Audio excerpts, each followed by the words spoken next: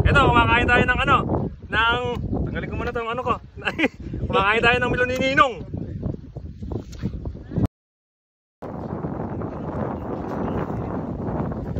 Meron kami pang ano, meron kaming ito ano to, sira na to, lotus to mga bukid.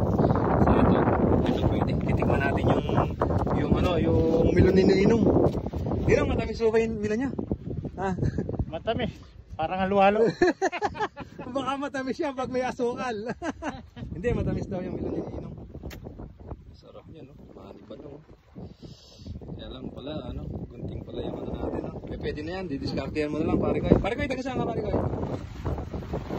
San Miguel? Ito yung mga buyer yata ni Ninong, eh.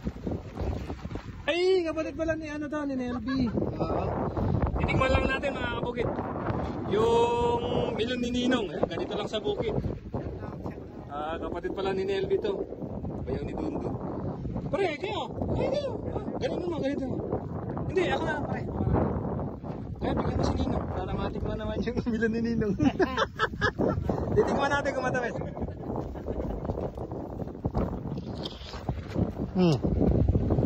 Ano lasa? Matamis Ninong. Tamis pala yung harong. Saka tawag doon, mani ba lang ng malutong-lutong.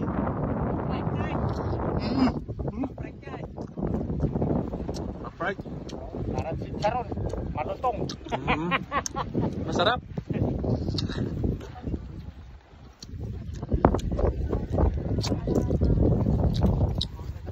Ay, nagtitimbangan sila.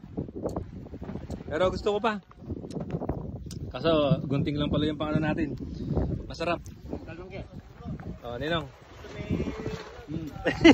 Ako yung ibang vlog ni Ninong ngayon. Makay, di ka bukay. Ay, shoutout nga pala kay Boss Ambet. Di ako nakapunta sa karera ng kalabaw sa Mahipon ngayon, March 19. Meron kasi akong importanteng pinuntahan. Panalo pala si Parak. Congratulations, Boss Ambet. Parak versus Spoil. Nanalo si Parak daw, mga kabukid. Napanood ko sa vlog sa mga kasama na vlogger natin. Ito, kumakain tayo ng tanggalin ko muna itong ano ko. Kumakain tayo ng melon ni Ninong.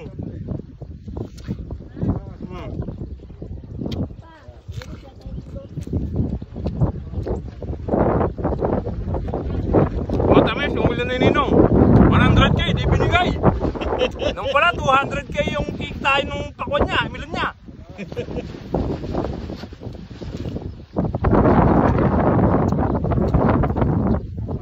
Matamis, subusin natin. Hindi naman baka di ako bigyan ni Ninong. Kakainin ko na to. Hey, Barkoy, ito pala. Ito pala yung pangalan. Kayo po.